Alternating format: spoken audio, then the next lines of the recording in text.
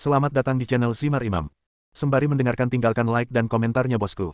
Jangan lupa pasang headset kalian. Siapkan kopi dan camilan. Lupakan pahitnya kehidupan. Mari kita dengarkan sambil rebahan. Kembalinya Sang Raja. Bab 845. Melihat Su Chen muncul di depan mereka, semua orang di kuil Zeus merasa ngeri.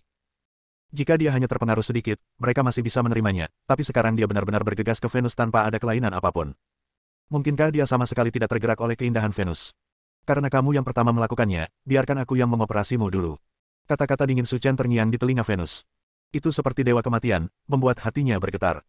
Jika kamu ingin melakukan sesuatu padaku, jangan berpikir itu mudah. Bagaimanapun, Venus adalah salah satu dari 12 dewa utama, jadi kekuatannya sendiri secara alami tidak lemah.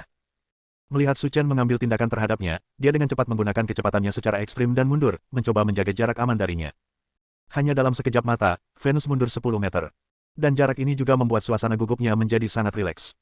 Jarak keduanya berjauhan, kalaupun dia ingin mengambil tindakan, orang lain bisa datang mendukungnya, agar dia tidak terjerumus ke dalam situasi pasif. Tiba-tiba Venus menemukan seseorang di belakang dan menepuk pundaknya. Melihat ke belakang karena terkejut, Venus tidak pernah membayangkan bahwa orang yang muncul di belakangnya adalah Su Chen. Kecepatanmu terlalu lambat, jadi jangan mempermalukan dirimu di depanku. Bagaimana ini mungkin? Hati Venus jatuh ke dasar, dan seluruh tubuhnya dikelilingi oleh rasa dingin yang menakjubkan. Baru kemudian dia menyadari bahwa orang yang berdiri di depannya bukanlah Su Chen. Tapi bayangannya, dan jati dirinya telah bergegas ke belakangnya. Venus hati-hati. Athena berteriak keras. Namun saat ini, pengingat apapun tidak ada gunanya.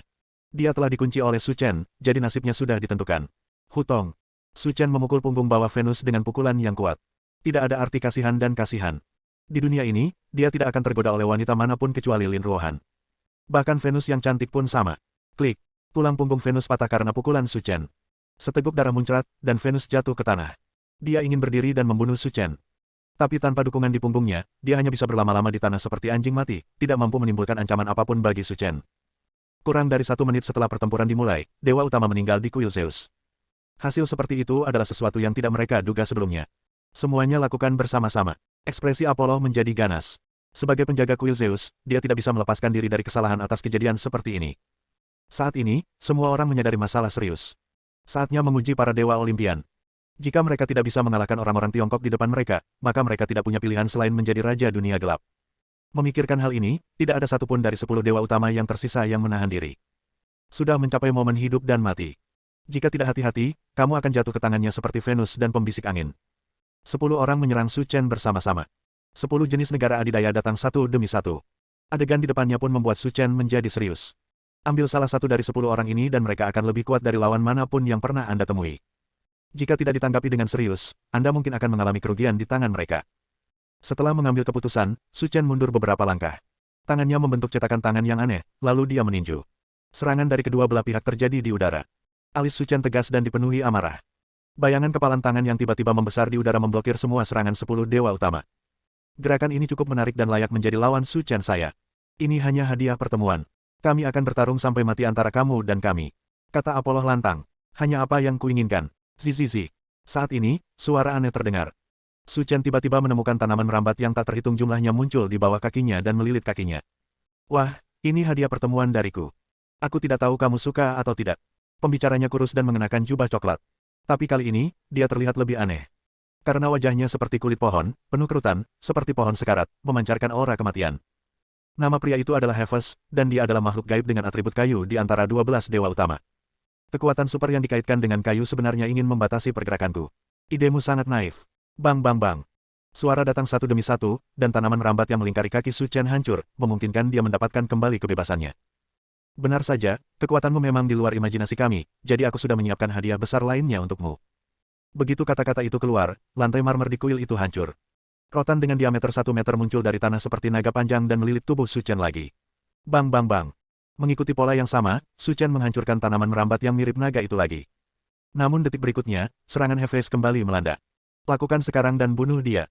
Kekuatan atribut kayu Hephaestus saja tidak dapat membunuh Su Chen. Jadi dalam pertarungan ini, dia hanya memainkan peran pendukung. Tujuannya adalah untuk menciptakan peluang bagi Apollo dan lainnya. Lakukan. Melihat waktunya tepat, Apollo memberi perintah dan memimpin yang lain untuk menyerang lagi. Apollo, Dewa Matahari, Ares, Dewa Perang, Poseidon, Dewa Laut, dan Athena, Dewi Perang. Di antara 12 dewa utama, 4 dewa yang pandai menyerang memimpin dan bergegas ke depan. Bersiaplah untuk memberikan pukulan fatal pada Su Chen dan jangan memberinya cara untuk bertahan hidup. Di bawah serangan penuh beberapa orang, kekuatan supernatural yang kuat menyapu seluruh kuil. Dalam sekejap, bumi mulai bergetar, seperti awal gempa bumi, penuh kerusuhan dan kehancuran. Melihat adegan ini, ekspresi Windtalker menjadi heboh. Orang Cina sialan, kamu seharusnya sudah tahu apa arti penyesalan sekarang. Kamu benar-benar berani mengambil inisiatif untuk datang ke kuil Zeus kami. Kami akan membuatmu menyesal datang ke dunia ini. Dalam pandangan Wind Whisperer, kematian Su Chen tidak bisa dihindari. Tapi sebelum dia mati, dia harus dibiarkan bernapas dan disiksa sampai mati. Sekelompok orang bodoh benar-benar mengira mereka adalah dewa di langit dan bisa melakukan apa saja. Su Chen berkata sambil tersenyum, tanpa rasa takut.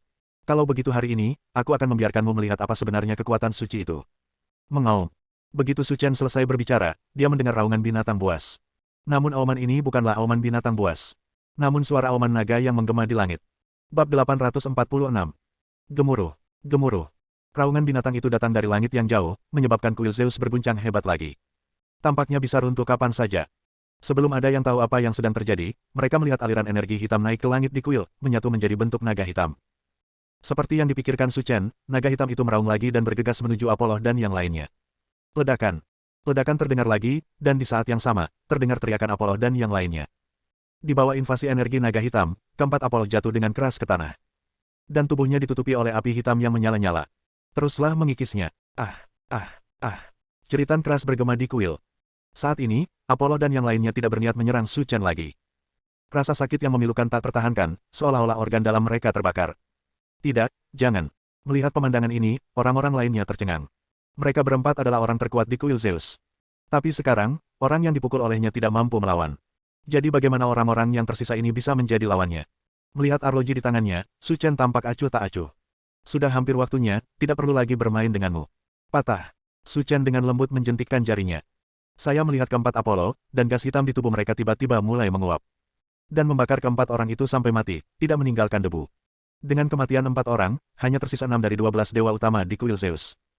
Tapi sekarang, cara mereka memandang Su Chen tidak menunjukkan kebencian. Yang ada hanya ketakutan. Mereka tahu bahwa meskipun mereka mencoba yang terbaik, mereka tidak bisa menjadi lawannya. Tidak, jangan bunuh kami. Aku sama sekali tidak peduli dengan orang sepertimu, tapi jika kamu menyerang bangsaku, bagaimana aku bisa melepaskanmu? Mencuri sutra emas tidak akan membuat Su Chen membunuh mereka semua. Tapi orang-orang ini menyerang Selina. Jika dia tidak pergi ke sana tepat waktu, Selina mungkin akan mati di tangan mereka. Ini adalah sesuatu yang Su Chen tidak bisa terima. Dalam perintah tentara salib, ini juga tidak bisa dimaafkan. Dalam 2 menit berikutnya, ke-12 dewa utama di kuil Zeus dibantai. Tidak ada yang masih hidup. Setelah turun dari Gunung Olympus, Su Chen menerima telepon dari Lin Ruohan. Beberapa hari yang lalu, Su Chen memberitahunya bahwa dia akan kembali ke Songhai. Namun dalam perjalanan, saya bertemu dengan Windtalker dan tertunda selama beberapa hari. Hal ini membuat Lin Ruohan sangat khawatir di rumah, memperhatikan setiap gerakan Su Chen kapanpun dan dimanapun, berharap dia akan segera kembali. Setelah membalas pesan Lin Ruohan, Su Chen tidak berniat kembali ke kota suci. Sedangkan untuk jet pribadinya, tinggalkan saja di sana. Saya akan membeli yang lain ketika saya kembali, tetapi saya tidak punya banyak uang. Setelah mengambil keputusan, Su Chen mendapatkan mobil dan bersiap untuk mengambil penerbangan Yunani kembali ke Songhai. Saat ini, berita kehancuran Gunung Olympus langsung sampai ke telinga para pejabat Yunani. Meskipun Olympus adalah organisasi di dunia gelap, namun diam-diam, mereka masih menjalin hubungan kerjasama rahasia dengan para pejabat Yunani. Banyak hal yang tidak bisa ditangani oleh pemerintah resmi diselesaikan oleh orang-orang dari Gunung Olympus. Dan sekarang, 12 dewa utama Gunung Olympus telah dihancurkan. Pejabat Yunani tidak bisa menerima hal seperti itu. Di kantor Presiden Yunani, seorang pria berseragam militer berdiri. Nama pria itu adalah Prolos, dan dia adalah menteri resmi urusan militer Yunani. Selain Prolos, ada juga seorang pria parubaya berjas duduk di depan meja. Nama pria itu adalah Kamanlis, dan dia adalah Presiden Yunani. Tuan Presiden, seseorang telah membunuh ke-12 dewa di Gunung Olympus. Kita tidak bisa hanya duduk diam dan menonton. Paulos tampak bersemangat. Selama bertahun-tahun, penduduk Gunung Olympus telah menjadi payung pelindung resmi Yunani. Tapi sekarang setelah mereka dihancurkan, situasi negara akan menjadi lebih pasif di masa depan. Aku tahu ini, tapi pihak lain memiliki kemampuan untuk menghancurkan 12 dewa utama Gunung Olympus. Kekuatannya secara alami luar biasa. Tidak mudah untuk menangkap orang itu dan menghadapinya. Dengan kekuatan negara kita, itu adalah tidak mungkin. Tidak mungkin melakukan ini. Kamanlis menghela nafas. Pertanyaan yang dipikirkan Kamanlis juga dipikirkan oleh Prolos. Yunani pada awalnya bukanlah kekuatan militer, dan ia tidak memiliki senjata nuklir. Menghadapi orang yang begitu kuat, bahkan jika ia mengerahkan seluruh upayanya untuk negaranya, ia tidak mampu menghadapinya. Tuan Presiden, saya sudah memikirkan suatu cara, mungkin berhasil. Apa yang bisa saya lakukan? Kamanlis terlihat serius. Pihak lain membunuh 12 dewa utama di kuil. Dia juga ingin membalas dendam secepat mungkin dan mendapatkan kembali semua wajahnya yang telah hilang. Bukankah kita sudah mencapai kerjasama bisnis dengan Amerika Serikat beberapa hari yang lalu? Kita dapat menggunakan kesempatan ini untuk meminta FBI membantu menangani masalah ini. Kata Paulos. FBI. Kamanlis berpikir serius dan terdiam lama sebelum berbicara. Apakah menurutmu ini mungkin? Tentu saja berhasil. Paulos tampak bersemangat dan berkata dengan penuh kepastian. FBI adalah organisasi intelijen nomor 1 di dunia. Jika mereka maju untuk menangani masalah ini, pasti tidak akan ada masalah. Sebagai Menteri Urusan Militer, Prosper mengetahui kekuatan FBI lebih baik dari siapapun. Jika mereka menggunakan senjata berteknologi tinggi untuk menangkap pembuat onar, itu tidak akan menjadi masalah. Saya juga tahu kekuatan FBI, tapi menurut saya kita harus lebih berhati-hati. Kalau terjadi kecelakaan, kita masih bisa melakukan persiapan bekas agar tidak terjerumus ke dalam situasi pasif. Persiapan bekas. Ekspresi Paulos berpikir keras. Dia mengerti maksud Kamanlis, tapi dia tidak tahu harus mulai dari mana. Tanda seru. Di seluruh dunia, perusahaan yang dapat menyaingi FBI adalah MI6 milik Eagle Country, KGB milik Rusia, dan Mossad milik Israel. Tapi kekuatan mereka secara keseluruhan sedikit lebih lemah dibandingkan FBI. Jika mereka diundang, mereka mungkin tidak bisa kembali. Jadi kita harus mulai dari aspek lain untuk memikirkan masalah ini. Tanda seru. Tiba-tiba, sebuah ide tiba-tiba muncul di benak Pro, seolah dia sedang memikirkan sesuatu. Tuan Presiden, saya sudah memikirkannya. Ada sekelompok orang yang lebih berkuasa daripada FBI. Jika mereka dapat ditemukan, mereka pasti akan mengambil keputusan akhir. Orang yang telah melakukan segala macam kejahatan pasti akan mati. Siapa yang kamu bicarakan? Kamanlis bertanya. Tentara Salib. Bab 847. Apakah mereka tentara bayaran? Kamanlis bertanya. Itu bisa dimengerti. Paulos berkata dengan tatapan penuh kerinduan, di dunia gelap, mereka adalah organisasi nomor 1, bahkan lebih kuat dari 12 dewa utama Gunung Olympus. Lalu tunggu apa lagi? Hubungi mereka secepatnya. Pak Presiden, kalau minta bantuan tentara salib, biayanya akan sangat tinggi. Setidaknya butuh 2 bulan dari PDB negara kita, kalau tidak mereka tidak akan datang. PDB 2 bulan. Angka mencengangkan ini membuat Kamanlis ragu. Tahun lalu, total PDB negara itu sekitar lebih dari 240 miliar dolar AS. Jika kita mengambil PDB 2 bulan, jumlahnya akan menjadi 40 miliar. Ini sudah merupakan angka astronomi. Setelah lebih dari 10 detik hening, Kamanlis berkata, tidak peduli berapa banyak uang yang kamu punya. Pergi dan undang mereka ke sini. Aku ingin mengeksekusi pembuat onar itu secepat mungkin. Saya kenal Tuan Presiden, saya akan menanganinya sekarang juga. Setelah turun dari Gunung Olympus, Su Chen membutuhkan waktu lebih dari 3 jam untuk sampai ke bandara ibu kota. Setelah membeli tiket, Lin Ruohan menelepon lagi. Saudara Chen, kapan kamu akan tiba di Zonghai? Aku akan menjemputmu. Ada sedikit kegembiraan dalam nada bicara Lin Ruohan. Setelah mendapatkan sertifikat dari Su Chen, Lin Ruohan merasa sangat tidak nyaman tidur sendirian. Selalu terasa ada sesuatu yang hilang. Su Chen menghitung waktu dan berkata sambil tersenyum. Jangan khawatir, mungkin butuh lebih dari 10 jam untuk sampai ke Zonghai. Kalau begitu aku akan menjemputmu di bandara. Oke, Su Chen berkata sambil tersenyum. Setelah mengobrol singkat, keduanya menutup telepon. Lin Ruohan sangat menantikan untuk segera kembali, dan Su Chen juga sama. Namun tak satu pun dari mereka yang menyangka bahwa perpisahan kali ini akan memakan waktu lebih dari belasan jam. Tapi 3 tahun. Di ruang tunggu bandara, Su Chen memasang headphone dan bersiap untuk naik ke pesawat. Lebih dari setengah jam kemudian, Su Chen melihat arlojinya dan menyadari bahwa sudah hampir waktunya, jadi dia mulai mengemasi barang-barangnya.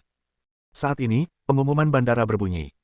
Penumpang yang terhormat, dengan sangat menyesal kami beritahukan kepada Anda bahwa penerbangan Anda ZH78385 ke China Shipping tidak dapat berangkat tepat waktu karena alasan cuaca.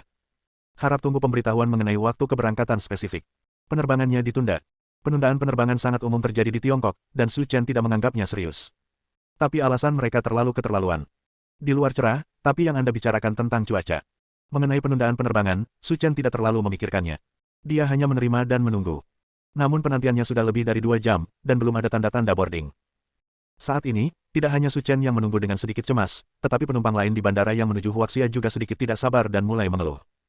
Hal ini juga membuat Su Chen menyesal. Jika dia tahu ini masalahnya, dia akan menerbangkan jet pribadinya. Namun saat ini, langkah kaki berisik terdengar di luar bandara. Orang-orang di dalam menoleh ke belakang dan melihat ratusan polisi bersenjata dan amunisi bergegas menuju bandara. Di sini, apa yang terjadi? Apakah ada teroris yang bersembunyi di bandara? Di Eropa, yang dilanda serangan teroris, masyarakat lokal sangat sensitif terhadap hal-hal seperti itu. Karena begitu serangan teroris terjadi, nyawa Anda akan hilang. Ketika polisi menyerbu masuk, para penumpang di bandara memandang mereka dengan gugup. Dan mereka semua bersembunyi jauh. Jika mereka menemukan ada yang tidak beres, mereka akan melarikan diri secepatnya. Melihat polisi-polisi itu, Su Chen sama sekali tidak menganggapnya serius. Tetapi, ketika saya melihat orang-orang itu dengan jelas, saya menemukan bahwa orang-orang yang datang bukan hanya polisi, tetapi juga tentara. Terlebih lagi, yang lebih tidak terduga lagi adalah ada orang dari FBI yang mengisinya. Apa yang dilakukan orang-orang itu di sini? Setelah menggumamkan sesuatu, Su Chen tidak menganggapnya serius dan terus mendengarkan lagu di tangannya, menutup matanya untuk beristirahat. Namun beberapa detik kemudian, Su Chen menemukan bahwa orang-orang itu berlari ke arahnya dan mengelilinginya 3 lapis di dalam dan 3 lapis di luar, sehingga seekor lalat pun tidak bisa terbang keluar. Dan di antara orang-orang ini, yang pertama menanggung beban terbesar adalah Prologis. Apakah kamu mencariku? Su Chen mengangkat alisnya dan berkata, itu benar. Tapi sepertinya kita tidak saling mengenal. Su Chen mengangkat bahu dan berkata, tidak masalah apakah kita mengenal satu sama lain atau tidak.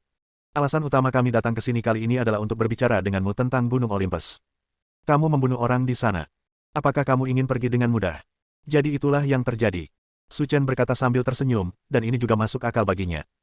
Gunung Olympus terletak di Yunani, dan diam-diam pasti akan banyak hubungan antara keduanya.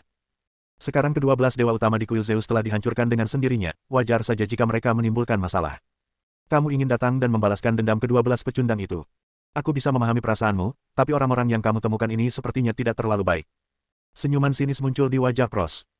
Saya tahu Anda sangat kuat, dan orang biasa tidak bisa menjadi lawan Anda, tapi izinkan saya memberitahu Anda, yang berdiri di hadapan Anda adalah FBI Amerika Serikat, dan kali ini, saya juga akan mengundang wakil direktur mereka, Tuan Clark. Kemarilah, di hadapan Amerika Serikat yang kuat, apakah menurut Anda memiliki kemampuan untuk melawan kami?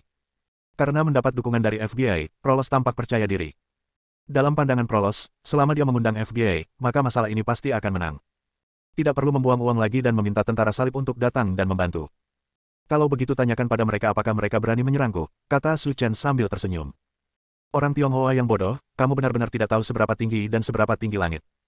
Di seluruh dunia, FBI adalah organisasi intelijen militer yang terkenal. Pernahkah Anda melihat senjata yang mereka miliki? Ini adalah senjata laser terbaru yang dikembangkan oleh Amerika Serikat. Jika mereka melancarkan serangan bersama-sama, Anda akan hancur berkeping-keping. Tidak ada mayat utuh yang tersisa. Kelebihan. Suara Clark bergetar. Melihat Su Chen di sini, dia sangat ketakutan hingga tidak dapat berbicara. Setelah Su Chen meninggalkan markas, Clark sudah mengetahui identitas aslinya. Kuku besi tentara salib mereka mampu menghancurkan kekuatan politik negara manapun. Bahkan Amerika Serikat pun tidak terkecuali. Dan si idiot ini, benar-benar membiarkan dirinya membunuhnya. Tuan Clark, jika Anda punya perintah, Anda harus menangani urusan ini di sini. Tapi jangan khawatir, kami telah menyiapkan hadiah yang besar. Selama dia mati, kami pasti akan membayarnya dengan kedua tangan. Setelah mendengar apa yang dikatakan orang-orang di bandara mengetahui apa yang sedang terjadi. Ternyata pria Asia itu teroris. Kalau tidak, mustahil menarik begitu banyak orang untuk mengejarnya. Bab 848. Dia akan mengalami bencana hari ini. Bahkan FBI ada di sini. Dia pasti akan mati. Bahkan orang seperti saya dibunuh oleh Amerika Serikat. Sekarang dia ditangkap, dia pasti akan mati. Patah. Clark menamparkan wajah Prolos dan mengutuk. Dasar bodoh, menurutku kamu sedang mencari kematian dan berani tidak menghormati Tuan Ritsu. Percaya atau tidak, aku akan menamparmu sampai mati. Tangan Clark sangat kuat, dan tamparan ini menamparkan Pros begitu keras hingga dia hampir pingsan. Menutupi wajahnya, Pros memandang Clark dengan kebingungan total, dan benar-benar tidak mengerti mengapa dia memukulnya. Tuan Clark, kami mengundang Anda ke sini untuk membunuhnya. Mengapa Anda memukul saya? Saya akan memukul Anda. Jika Anda berani menyerang Tuan Su, saya pikir Anda sedang mencari kematian. Mendesis. Semua orang yang hadir menarik napas. Saya juga sangat terkejut dengan pemandangan di depan saya. Tidak ada yang mengira salah satu dari mereka akan memulai perkelahian. Dan yang paling mengejutkan adalah bahkan orang-orang dari FBI AS pun takut pada pemuda ini. Siapa dia? Bahwa dia punya begitu banyak energi. Kita sudah sampai di titik ini. Kalau kita tidak bisa lagi menebak apa yang sedang terjadi, tugas kita sebagai menteri militer akan sia-sia. Sejauh menyangkut situasi saat ini, tidak mungkin meminta FBI membantu Anda menyelesaikan masalah. Para profesional sangat beruntung karena dia memiliki persiapan bekas. Untungnya, saya mendengarkan Tuan Presiden dan diam-diam meminta bantuan tentara salib. Kalau tidak, masalah hari ini tidak mungkin berakhir. Ekspresi Pros sangat gugup, dan dia dengan hati-hati melihat jam tangan militer di pergelangan tangannya. Berjam-jam telah berlalu. Dilihat dari waktunya, tentara salib seharusnya sudah tiba. Pada saat ini, suara gemuruh besar terdengar di landasan. Semua orang terkejut saat mengetahui 2 helikopter besar mendarat di bandara.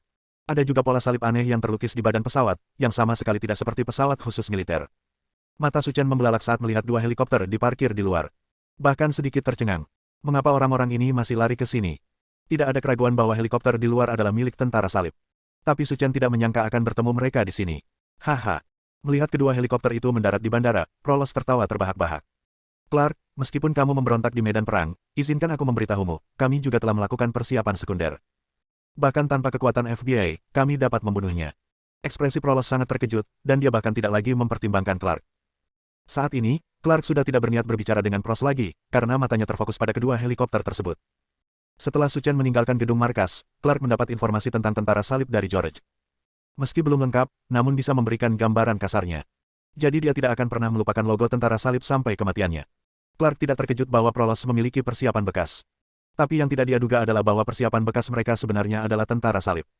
Temukan tentara salib dan bunuh bos mereka. Aku benar-benar gila. Memikirkan hal ini, Su Chen juga mengerti apa yang sedang terjadi. Tapi dia tidak menjelaskan, dia hanya menatap Pros tanpa daya. IQ adalah hal yang baik, tetapi mereka tidak memilikinya. Dengan berbaling-baling, pintu helikopter terbuka. Selena mengenakan seragam kamuflase dan kacamata hitam menempel di hidung lurusnya. Saudara-saudari yang memimpin tentara salib berjalan menuju bandara. Melihat Selena dan yang lainnya masuk, Pros berguling untuk menyambut mereka dan berkata sambil tersenyum. Mes. Selena, Anda akhirnya sampai di sini. Kami sudah menunggu lama sekali. Selena mengangguk acuh tak acuh, sama sekali tidak menganggap serius Prosper, tapi memeriksa di ruang keberangkatan. Akhirnya Su Chen ditemukan di antara kerumunan. Polos, kamu datang kepada kami, kamu pasti datang untuk membunuhnya. Selena berkata dengan ekspresi main-main, dan kali ini, dia juga menahan senyuman. Kalau terungkap, tidak menyenangkan. Ya, benar. Orang Tionghoa di depan saya membunuh seseorang di wilayah Yunani kita. Saya ingin membawanya kembali sekarang dan memberitahu dia betapa kuatnya memprovokasi kita. Pros berkata dengan benar. Tapi dia sangat kuat, jadi kita harus menyusahkan Nona Selina untuk mengambil tindakan. Tidak masalah, serahkan saja hal kecil ini pada kami. Ketika Selina berbicara, semua tentara salib tersenyum. Dan Pros juga tertawa. Nona Selina, orang-orang kami sepertinya tidak terlalu memikirkan masalah ini. Menurutku tugas setingkat ini hanyalah hal yang mudah bagi Anda. Tentu saja, tidak ada apapun di dunia ini yang dapat menghentikan kita untuk melakukan perang salib, kata Selina. Melihat rombongan orang yang tiba-tiba menyerbu masuk, para penumpang di aula terminal mulai banyak bicara.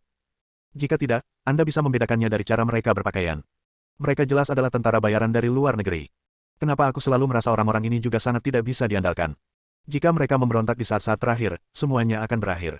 Mendengar komentar orang-orang di belakangnya, Prolos berkata, semuanya, kekhawatiranmu sama sekali tidak diperlukan. Orang-orang di depanmu ini adalah tentara bayaran terbaik di dunia. Reputasi adalah hal terpenting bagi mereka. Bagaimana mereka bisa memberontak di medan perang? Jadi, kamu menaruh hatimu pada tidak apa-apa perutku, pria Tionghoa ini pasti akan mati hari ini. Klik. Desert Eagle perak langsung mengenai kepala Prosper. Seseorang pasti akan mati hari ini, tapi itu bukan dia, itu kamu. Dengan pistol dingin diarahkan ke kepalanya, Pros benar-benar terpana. Ditampar Clark sebelumnya sudah membuat Paulos meragukan hidupnya. Dan sekarang, tentara salib juga memberontak. Nona Selina, jangan bercanda dengan saya. Anda tentara bayaran terkenal. Yang terpenting adalah kredibilitas Anda. Apakah Anda akan memberontak? Pro hendak buang air kecil karena ketakutan. Mereka sedang melakukan perang salib, tetapi mereka berbeda dari FBI. FBI adalah organisasi resmi AS dan tidak akan melakukan sesuatu yang luar biasa. Tapi tentara salib akan berbeda. Orang-orang itu adalah sekelompok setan pembunuh. Mereka tidak takut dengan identitas mereka. Selama mereka memikirkannya, mereka bisa berubah menjadi mayat dingin kapan saja. Bersambung.